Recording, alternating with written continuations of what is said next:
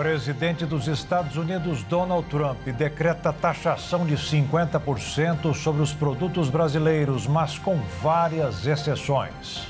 Lei contra ditadores e terroristas é acionada pelo governo americano para punir o ministro do STF, Alexandre de Moraes. Obra em Estrada do Maranhão que deverá beneficiar família do governador Carlos Brandão será executada por um aliado. Líder do Partido Liberal vai à Itália intermediar processo de extradição da deputada licenciada Carla Zambelli. Terremoto de quase 9 graus de intensidade na Rússia provocou ondas gigantes e até mexeu com o vulcão. No Rio de Janeiro, passagem de ciclone arrasta carros e empurra muita sujeira até a areia da praia. Presidente da CBF, Samir Chaldi, é alvo de operação da Polícia Federal que apura a compra de votos em eleição em Roraima. E nas ruas de Campo Grande, no Mato Grosso do Sul, é o momento de uma pausa para aproveitar a época das corujas buraqueiras. É agora no Jornal das 22.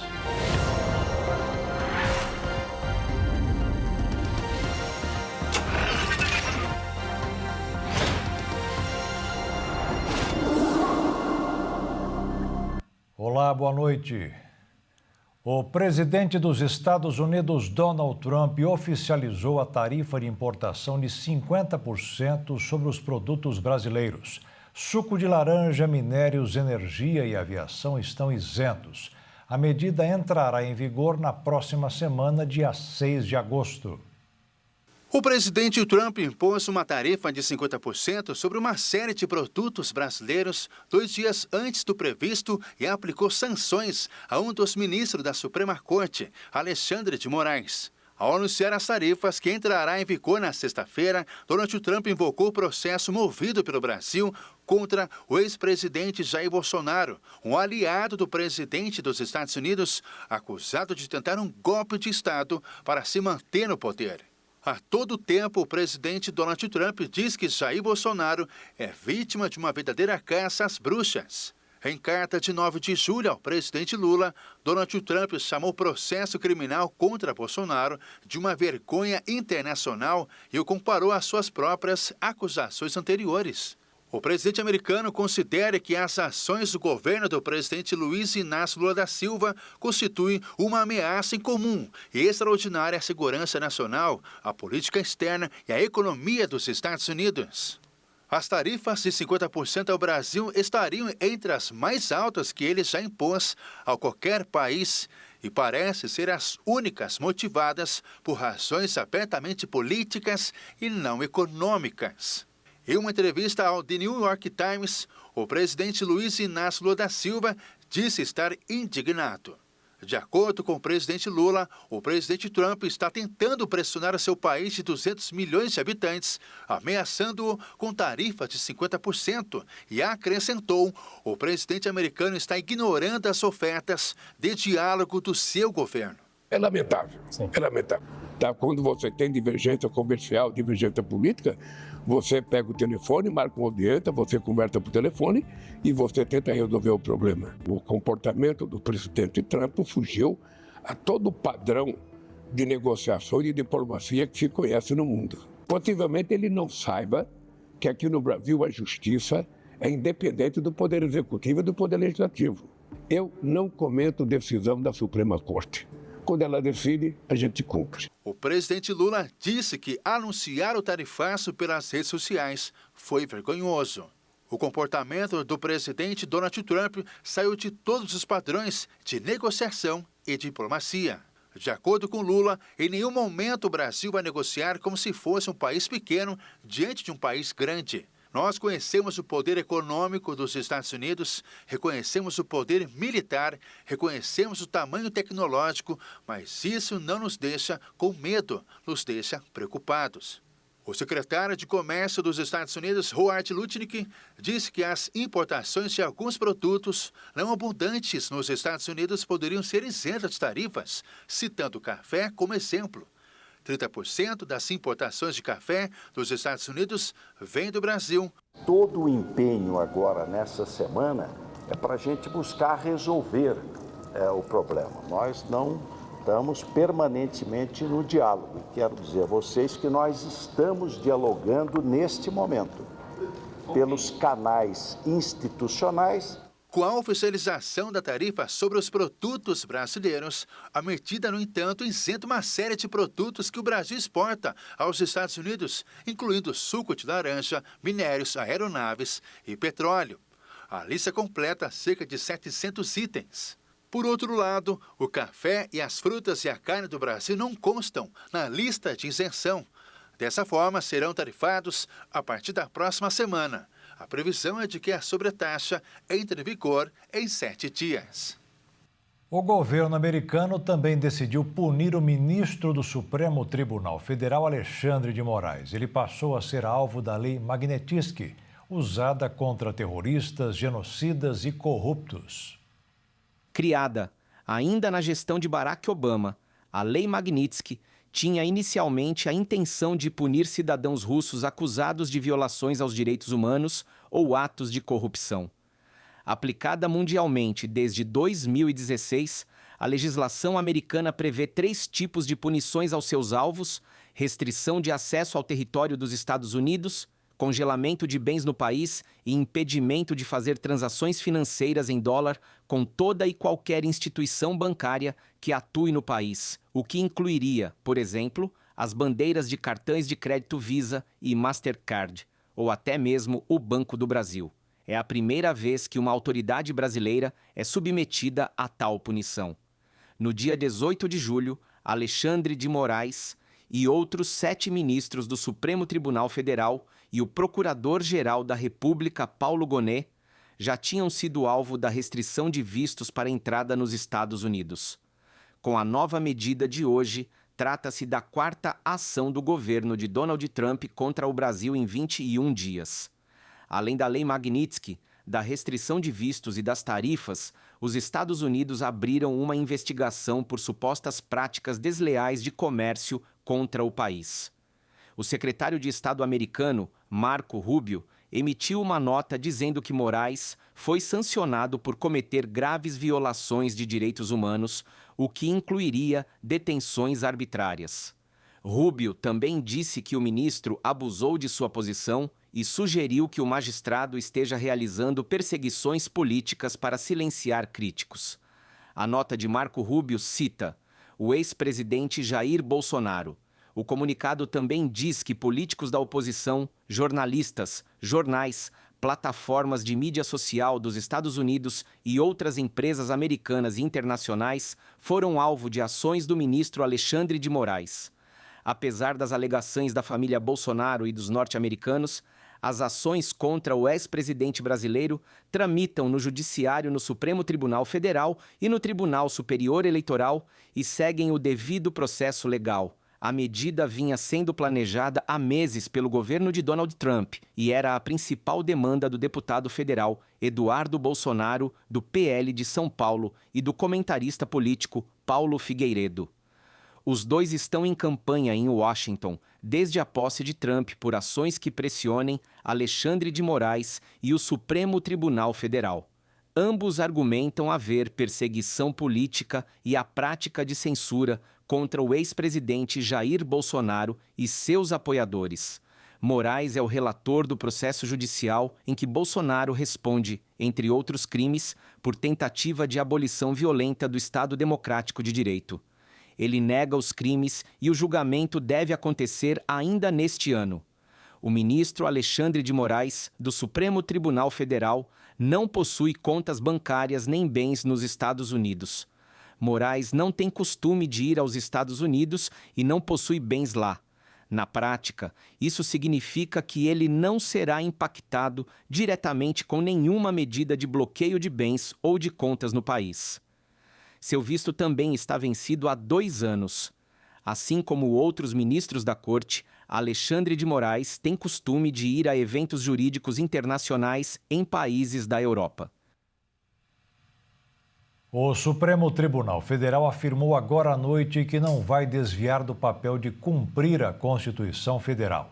A nota foi divulgada após o governo dos Estados Unidos aplicar sanção contra o ministro Alexandre de Moraes. Segundo a corte, o julgamento de crimes relacionados à tentativa de golpe de Estado é de exclusiva competência da Justiça brasileira. O presidente Luiz Inácio Lula da Silva convocou ministros para uma reunião de emergência no Palácio do Planalto.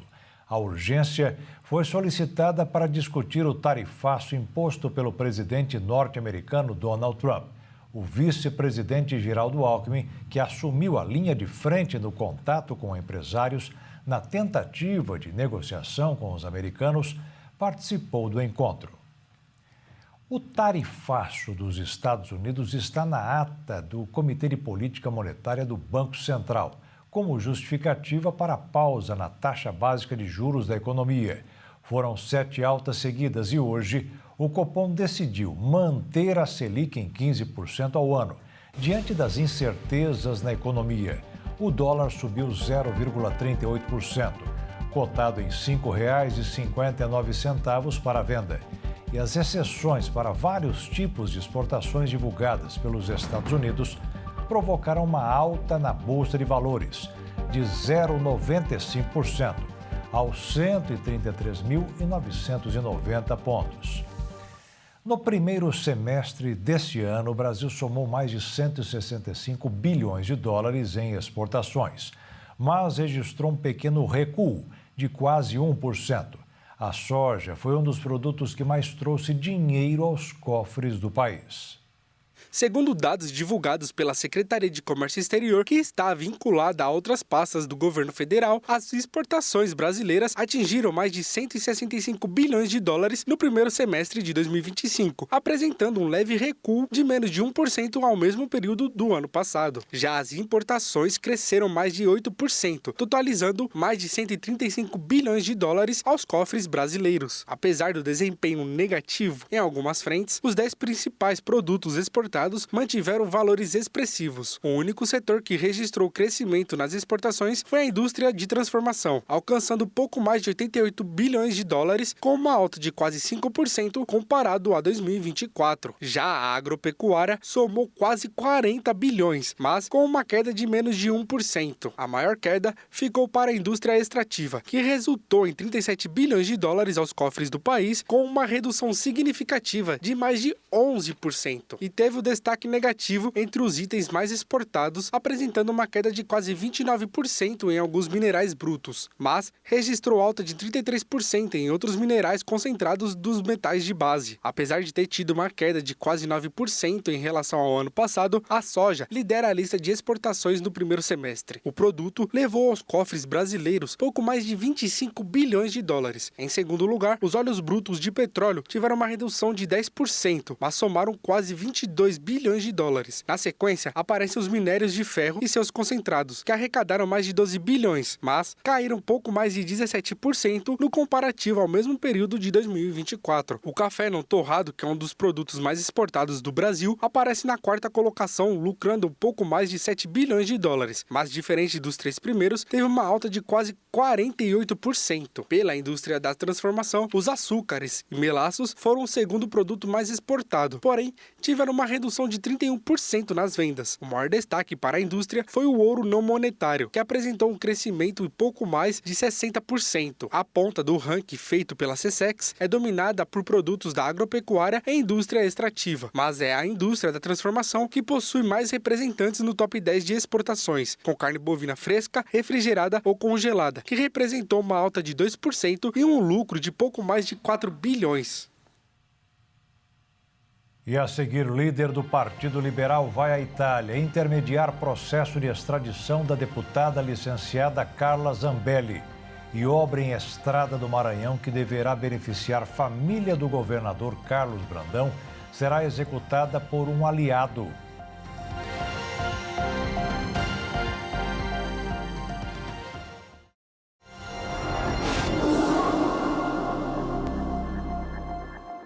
A carne de tubarão, vendida para muitos como de cação, foi servida durante muitos anos em escolas e hospitais públicos de vários estados do Brasil. Detentos não ficaram livres da iguaria, que pode fazer mal à saúde e ao meio ambiente.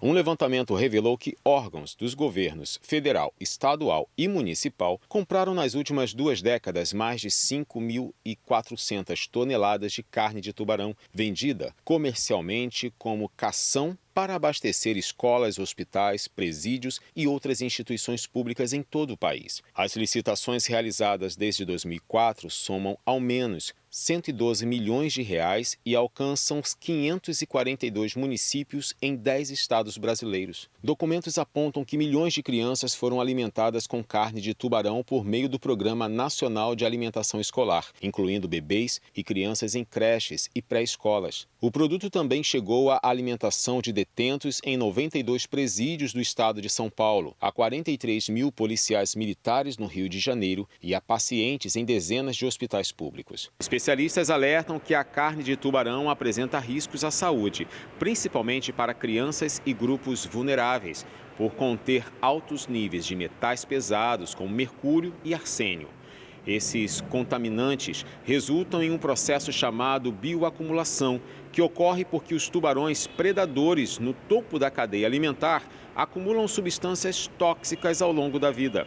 Embora testes laboratoriais para detectar metais pesados possam ser solicitados nos processos de compra, a legislação não torna a análise obrigatória. O consumo de tubarão também gera preocupação ambiental. Dados internacionais mostram que a população global desses animais caiu cerca de 71% entre 1970 e 2018, colocando várias espécies à beira da extinção. A União Internacional para a Conservação da Natureza classifica 16 das 31 espécies que habitam no mar aberto como criticamente ameaçadas ou em perigo. Pesquisadores afirmam que a pesca atual, mesmo concentrada em espécies como o tubarão azul, considerado mais fértil, é insustentável a longo prazo. Outro problema é a falta de clareza para o consumidor. Pesquisas com análises de DNA mostram que o cação vendido no Brasil frequentemente pertence a espécies ameaçadas, como rotulagem incorreta em diversos casos. Isso significa que tanto o público em geral quanto as instituições que compram o produto desconhecem a origem exata da carne.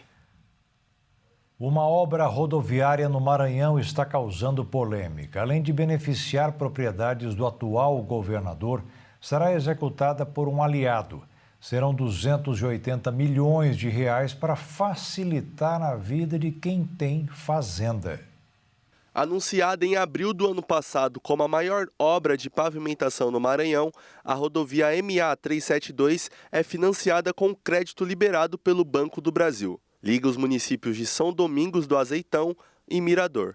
Depois de pronta, vai melhorar o acesso a propriedades rurais da família do governador do Maranhão, Carlos Brandão. Na véspera da licitação, também foi providenciada uma pista de pouso privada na fazenda. O domínio da família sobre as terras é dos anos 40, quando o atual governador nem tinha nascido. O custo total da obra será de 280 milhões de reais.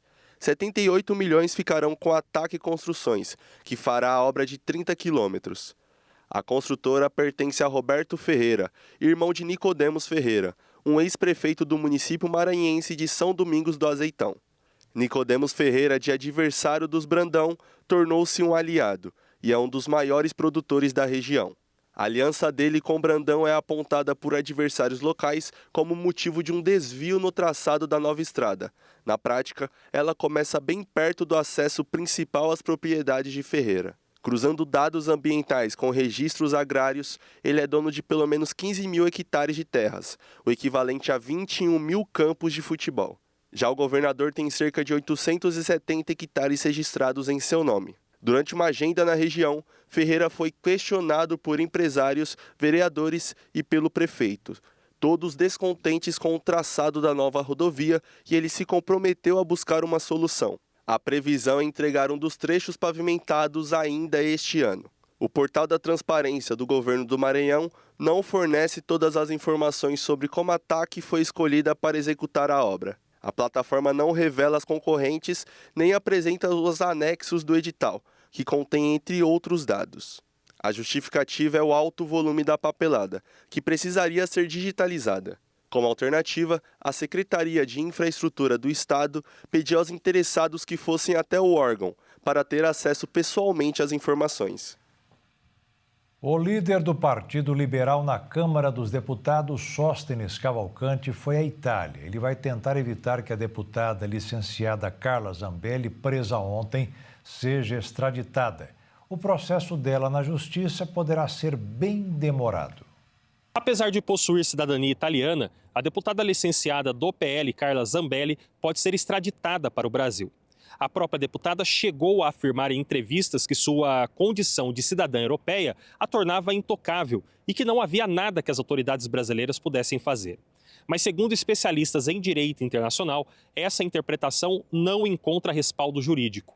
A Constituição italiana proíbe a extradição em casos de crimes políticos, mas permite o envio de cidadãos italianos para o exterior quando houver tratados internacionais específicos. E, nesse caso, existe um tratado de extradição assinado entre Brasil e Itália desde 1989. O documento estabelece que a extradição é permitida quando houver crime reconhecido nos dois países, respeito aos direitos fundamentais da pessoa e reciprocidade no processo. Com a condenação já definitiva no Brasil, o próximo passo é o Ministério da Justiça brasileiro formalizar o pedido de extradição e encaminhá-lo por via diplomática. O caso será analisado pela Corte de Apelação da região onde Zambelli foi detida. A defesa poderá apresentar argumentos contrários e deve seguir a linha de alegar perseguição política, estratégia já usada por outros aliados do ex-presidente Jair Bolsonaro no exterior. Mesmo que a justiça italiana aceite o pedido, a decisão final cabe ao Ministério da Justiça do país, que pode negar a extradição com base em critérios jurídicos, diplomáticos ou até políticos. A própria lei italiana prevê essa possibilidade. Além disso, caso a extradição não seja autorizada, o Brasil pode solicitar que Zambelli cumpra a pena em território italiano com base em acordos de cooperação penal. Em vídeo divulgado após a prisão, a deputada reafirmou que não pretende voltar ao Brasil e declarou que, se tiver de cumprir pena, será na Itália, país que, segundo ela, é justo e democrático. O número de brasileiros endividados subiu 16% desde 2021 e chegou a 73 milhões no final do ano passado. De acordo com o Serasa, o número representa mais de 75% das famílias brasileiras que têm dívidas a vencer no cartão de crédito. A taxa básica de juros no Brasil é de 15% ao ano. Mesmo assim, as dívidas não param de crescer. Segundo o relatório de estatísticas monetárias e de crédito realizado pelo Banco Central, o endividamento das famílias brasileiras atingiu quase metade da renda dos trabalhadores e o comprometimento com o pagamento das dívidas chegou a 27%. O total de operações de crédito registradas no Sistema Financeiro Nacional atingiu quase 7 trilhões de reais. E a projeção do mercado é que a inadimplência continue subindo. Por conta disso, o peso das dívidas no bolso cresceu. Segundo o relatório, o maior percentual de atrasos ficou com os consumidores de baixa renda, que recebem até 3 salários mínimos, o equivalente a R$ 4.500, e que têm a maior probabilidade de não conseguir arcar com o pagamento das dívidas. O mecanismo da inadimplência é definido por 3 situações. A taxa de juros, que é influenciada pelo endividamento das famílias e pela inflação, o prazo médio de pagamentos, como o nível de ocupação da mão de obra e da renda média real da pessoa física, e, por fim, o endividamento, que seria o canal final por onde ocorrem os atrasos no pagamento. Segundo especialistas, o cenário de instabilidade é causado por um processo contínuo, de modo que o aumento de 1% na taxa de juros ao consumidor, por exemplo, provoca de 3 a 4 meses de elevação na inadimplência.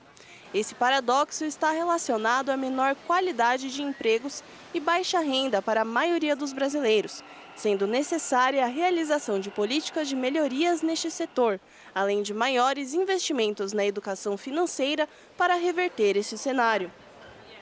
Hoje, o presidente dos Estados Unidos, Donald Trump, anunciou que a Índia será taxada em 25% e diz que essa medida, além de ser pelas barreiras comerciais, o país asiático tem forte relação armamentista com a Rússia. O Por meio de um post feito na sua própria rede social, a Truth Social, o presidente Donald Trump disse que a Índia também enfrentará uma penalidade não especificada no dia 1º de agosto. Trump também não deu mais detalhes para os motivos dessa taxação, mas citou a relação dos indianos com a Rússia. O republicano escreveu no post que, apesar da amizade ao longo dos anos com a Índia, os países tiveram poucos acordos comerciais por conta das altas tarifas dos indianos, que estão entre as mais altas do mundo. E quando citou a relação da Índia com a Rússia, Donald Trump falou das grandes compras de equipamentos militares russos feitos pelos indianos, além da compra de energia russa, especialmente nesse momento onde todos querem um cessar-fogo. Trump pediu, abre aspas, para pararem de matar a Ucrânia, fecha aspas. As tarifas de 25% miram setores específicos que entram nos Estados Unidos. Um deles é o celular. A Apple, que será uma das mais afetadas com o tarifaço, mudou-se da China para a Índia, justamente por conta do tarifaço. A empresa se tornou a principal fornecedora de smartphones para os norte-americanos, e com isso o republicano tenta, mais uma vez, pressionar que as companhias estadunidenses abandonem as fábricas instaladas em outros países e retornem para a América. O Ministério do Comércio da Índia, que está liderando as negociações comerciais sobre as tarifas, não respondeu ao anúncio de Donald Trump. Mas um fator positivo que pode ajudar os indianos a evitar essa medida é a boa relação diplomática com a Casa Branca. O primeiro-ministro indiano, Narendra Modi, teve alguns encontros com o presidente estadunidense. Em um deles, os asiáticos concordaram em aumentar o comércio com os Estados Unidos em 500 bilhões de dólares até 2030.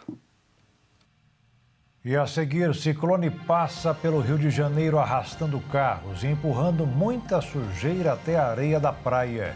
E o terremoto de quase 9 graus de intensidade na Rússia provocou ondas gigantes e até mexeu com um vulcão.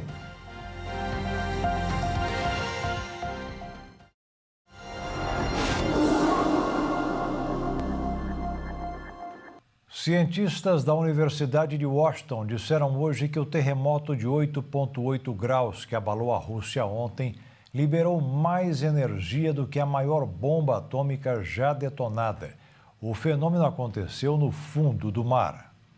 O fenômeno começou por volta das 11 horas do horário local e meia-noite no horário de Brasília. O epicentro do terremoto estava no Oceano Pacífico, a uma profundidade de 17 quilômetros e 160 quilômetros ao sul da península de Kamchatka. O epicentro ocorreu na região conhecida como Círculo de Fogo, onde aconteceram 90% dos terremotos registrados em todo o mundo. Esta região foi batizada assim porque, no fundo do oceano, há uma grande série de arcos vulcânicos e fossas oceânicas que coincidem com as extremidades de uma das maiores placas tectônicas do planeta, causando tremores. Uma onda de tsunami de cerca de 3 metros foi registrada na região. Uma série de tremores secundários também foram desencadeados, deixando a cidade de Severo-Kurilsk inundada e edifícios destruídos. De acordo com informações divulgadas pelo Kremlin, o terremoto não deixou mortos na Rússia. O vulcão Kliuchevskoy, no território de Kamchatka, entrou em erupção após o terremoto. Informação foi divulgada pela agência russa de notícias, RIA, com base em relatório da filial de Kamchatka do Serviço Geofísico Unificado da Academia Russa de Ciências. Essa magnitude é a mais alta registrada em Kamchatka desde 5 de novembro de 1952. Naquela ocasião, um terremoto de intensidade 9, praticamente no mesmo local, desencadeou tsunamis devastadores em todo o Oceano Pacífico. No Japão, quase 2 milhões de pessoas foram orientadas a deixar áreas costeiras, especialmente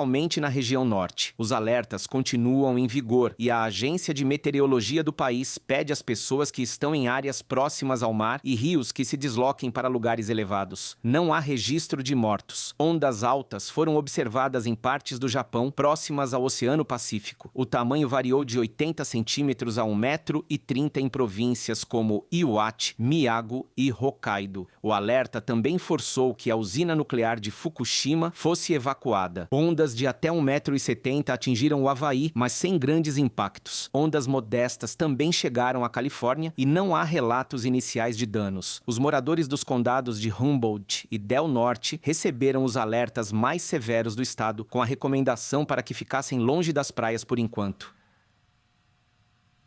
E no Rio de Janeiro, um ciclone provocou uma ressaca com ondas de até 4 metros. O mar invadiu o calçadão e as ruas e provocou interdições de avenidas em Ipanema e no Leblon.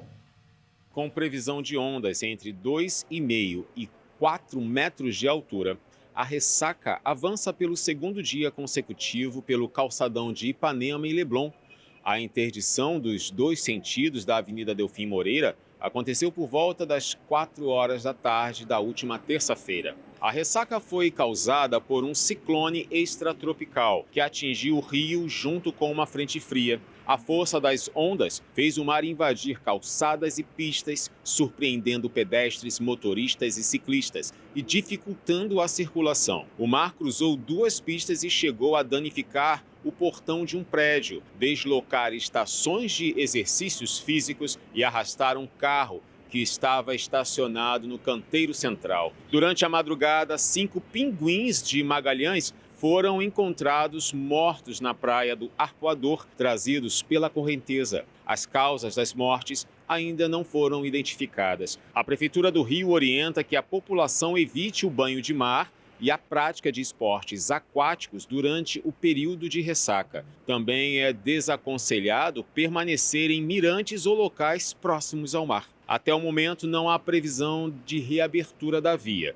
O fechamento das pistas é para facilitar o trabalho de limpeza realizado pelas equipes da Prefeitura. Um piloto da Esquadrilha da Fumaça foi obrigado a se ejetar logo depois da colisão com outra aeronave no interior de São Paulo. Ninguém ficou ferido. O acidente aconteceu durante um treinamento por volta das 10h30 da manhã, em Santa Rita do Passa Quatro, região próxima de Pirassununga. Quando os aviões já estavam no final da manobra, houve uma colisão entre as aeronaves. Os 2 pilotos conseguiram manter o controle da situação. Um conseguiu pousar em segurança na academia da Força Aérea, onde fica a base da esquadrilha, e o outro teve que se ejetar. Após o acidente, a Força Aérea Brasileira afirmou que o piloto passa bem e foi submetido a avaliações médicas, previstas para esse tipo de situação. Nas imagens que circulam nas redes sociais, é possível ver uma fumaça causada pela destruição da aeronave, a 29 Super Tucano. Houve relatos de fogo no local. A área de treinamento é uma região desabitada, destinada para esse tipo de atividade. Técnicos do Centro de Investigação e Prevenção de Acidentes Aeronáuticos, CENIPA, foram até o local para iniciar os procedimentos de ação inicial de ocorrência. Os traficantes de drogas estão tentando extorquir os futuros proprietários de imóveis que serão realocados pelo governo da favela do Moinho, em São Paulo. O esquema do primeiro comando da capital foi descoberto pelo Ministério Público Estadual.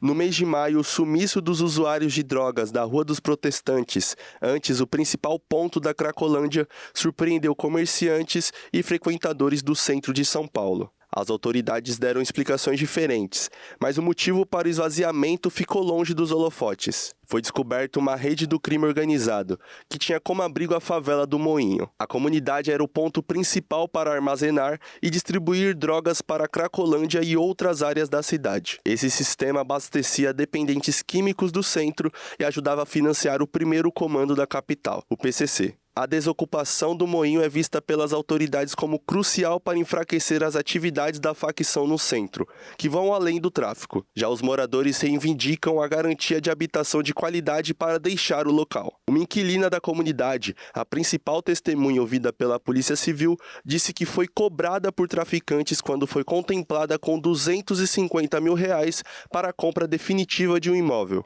Eles queriam metade do valor. Antes disso, queriam metade do auxílio aluguel, de R$1.200. A ajuda foi a solução habitacional para as famílias deixarem o Moinho provisoriamente. As ameaças foram feitas pessoalmente e por mensagens de áudio. A promotoria apontou que o maior proprietário das casas é Leonardo Monteiro Moja, o Léo do Moinho, acusado de ser o chefe do tráfico de drogas do PCC no centro. Ele foi detido em agosto do ano passado, em um apartamento de luxo em Praia Grande, São Paulo. 3 suspeitos controlavam aproximadamente 100 barracos. Na favela, também eram captados sinais de radiotransmissores dos batalhões, para se antecipar a operações policiais, e também ocorriam tribunais do crime, usados para manter a disciplina dos membros da facção. O Estado pretende erguer um parque e a estação de trem Bom Retiro na região da favela. Até o momento, 453 famílias de quase 900 já se mudaram. Além da falta de estrutura e a proximidade com o trem, a Secretaria de Habitação apontou o risco de incêndios como um dos principais motivos para realocar as famílias. Houve 2 grandes incêndios em 2011 e 2015. A extinção da favela, considerada a última do centro, também contribui com a promessa do governador Tarcísio de Freitas, do Republicanos, de levar a sede do Executivo Estadual para o bairro Campos Elíseos. E veja a seguir, presidente da CBF, Samir Chaude, alvo de operação da Polícia Federal que apura a compra de votos em eleição em Roraima e nas ruas de Campo Grande, no Mato Grosso do Sul. É o momento de uma pausa para aproveitar a época das corujas buraqueiras.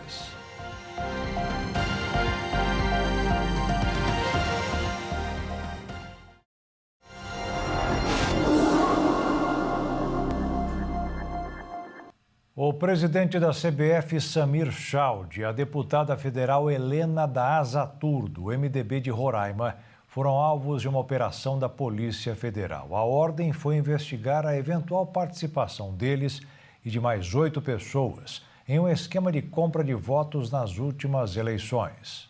O presidente da Confederação Brasileira de Futebol, Samir Chaude, foi alvo de uma operação da Polícia Federal que investiga suspeitas de compra de votos nas eleições municipais de 2024 em Roraima. Além dele, a deputada federal Helena da Azatur, do MDB, e o marido dela, o empresário Renildo Lima, também foram alvos da ação. Foram cumpridos 10 mandados de busca e apreensão em endereços localizados em Boa Vista, capital de Roraima, e no Rio de Janeiro, incluindo a sede da Confederação Brasileira de Futebol na Barra da Tijuca. A ação faz parte da chamada Operação Caixa Preta, que apura o financiamento irregular de candidaturas nas eleições municipais do ano passado. De acordo com a Polícia Federal, as investigações tiveram início em setembro de 2024, depois que o empresário Renildo Lima foi flagrado com R$500 mil em dinheiro vivo durante fiscalização policial. Parte desse valor estava escondida dentro da roupa íntima dele. Na ocasião, ele foi preso em flagrante por crime eleitoral, uma infração que consiste na oferta ou entrega de valores em troca de votos. Esse episódio foi ponto de partida para a abertura de uma investigação mais ampla, que tem como objetivo identificar o esquema que teria sido utilizado para a compra de votos em benefícios das candidaturas ligadas aos investigados. Para isso, a Justiça autorizou o bloqueio de R$10 milhões das contas bancárias dos envolvidos, medida que visa garantir o ressarcimento ao erário e evitar o uso de recursos ilícitos. A sede da CBF foi um dos locais vistoriados pela Polícia Federal na manhã desta quarta-feira. A entidade confirmou a presença dos agentes por cerca de 30 minutos e afirmou que a ação está vinculada a uma decisão da Justiça Eleitoral de Roraima.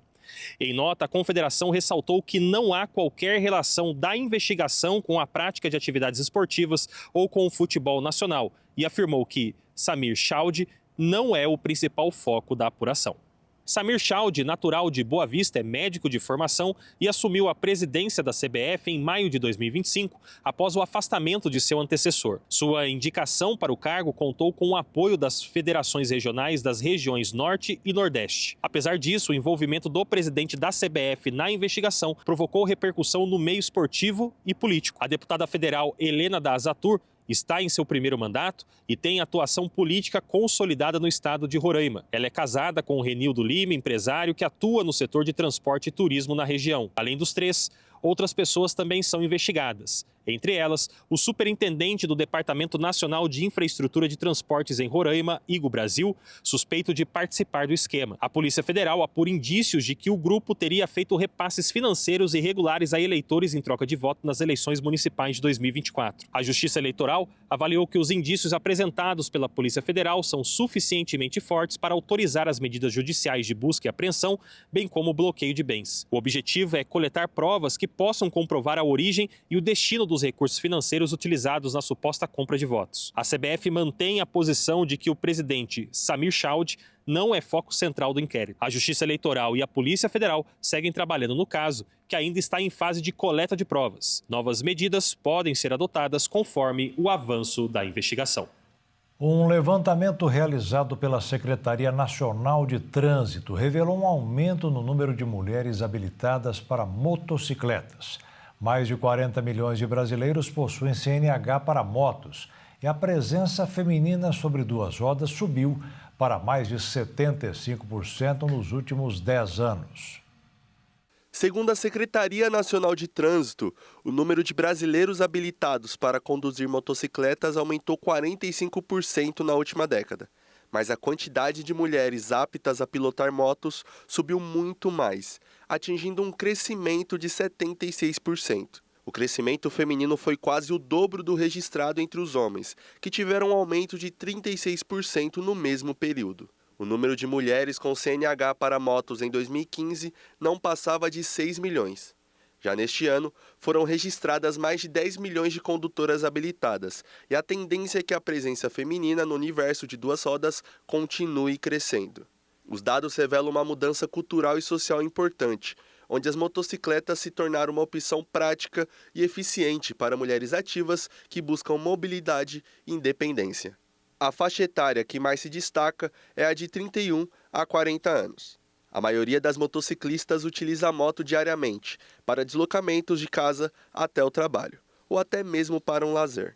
Segundo a Associação Brasileira dos Fabricantes de Motocicletas, o mercado foi diretamente impulsionado às necessidades femininas, que buscam modelos mais adequados como as motonetas.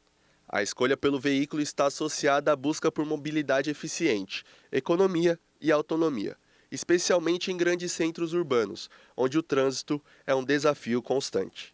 O aumento também foi fortalecido pelo surgimento de grupos e motoclubes femininos, fundamentais para incentivar a participação de mulheres no universo motociclístico, criando uma rede de apoio para as mulheres por meio de ações sociais e cursos de pilotagem e segurança. Uma bactéria da caatinga, retirada de solos áridos do Ceará, é a base de uma nova solução biotecnológica para enfrentar a seca no campo. Desenvolvido pela Embrapa Milho e Sorgo, de Minas Gerais em parceria com a empresa Bioma, o inoculante Hidratus foi oficialmente registrado no Ministério da Agricultura e Pecuária para uso em lavouras de soja. O produto é formulado com a bactéria Bacillus subtilis e atua diretamente na proteção das plantas sob condições de estresse hídrico, estimulando seu crescimento e até mesmo beneficiando áreas com irrigação. A pesquisa utilizou solos coletados no estado do Ceará, devido ao clima seco e quente da Caatinga, bioma exclusivamente brasileiro encontrado no Nordeste. O processo permitiu que a adaptabilidade da bactéria fosse utilizada em benefício das plantas. Ao aplicar o inoculante, o Bacillus subtilis se desenvolve junto à semente, protegendo a planta da perda de água e promovendo o crescimento das raízes. O Ministério da Agricultura aprovou o produto para ser utilizado apenas nas lavouras de soja, mas a autorização para o milho também está muito próxima. Soja e milho são os dois principais produtos cultivados no Brasil. É época e por isso quem mora em Campo Grande, no Mato Grosso do Sul, está encontrando corujas a todo momento nas ruas da cidade. É a buraqueira, uma das várias espécies que habitam o Brasil.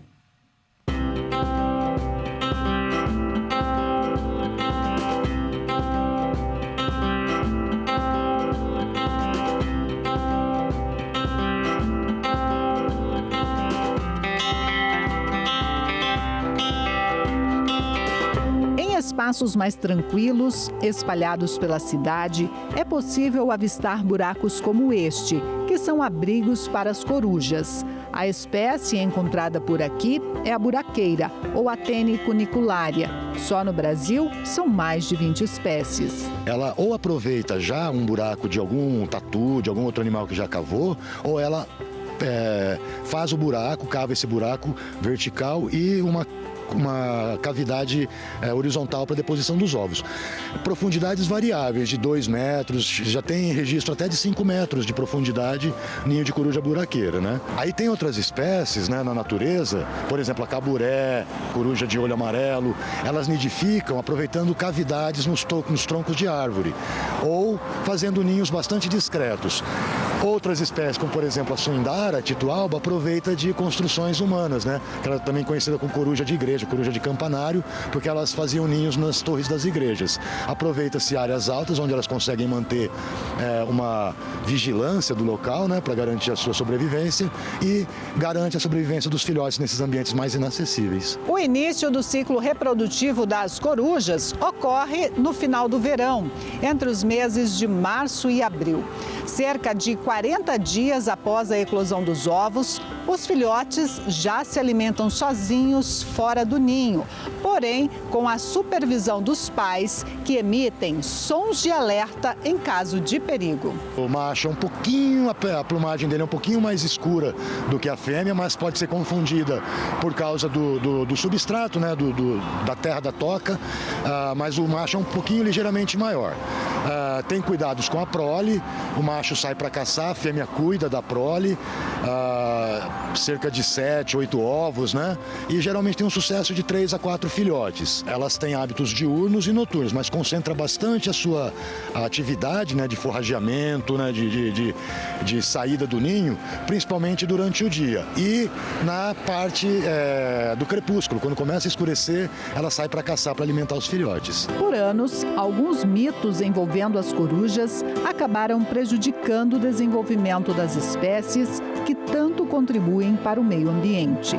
Elas contribuem se alimentando de pragas urbanas, né? Como ratos, como lagartixas, se alimentam de insetos que podem ter suas populações bastante desequilibradas em alguns momentos, e elas atuam na diminuição dessas populações, né? Na sua alimentação. Então, se encontrar uma coruja por aí, contemple, mas de longe. O comportamento diante de qualquer animal silvestre tem que ser de cautela, de respeito, não aproximar, deixar ela no seu ambiente, né? Se ela optou em fazer a sua toca, seu ninho e está tendo sucesso ali, por favor, respeite, não se aproxime, não cause estresse nesses animais, mesmo porque existe uma legislação ambiental bastante severa, que perseguir, perturbar, matar, capturar ou matar animais silvestres é crime ambiental. E o Jornal das 22 termina aqui. Uma boa noite para você e fique na paz. Tchau.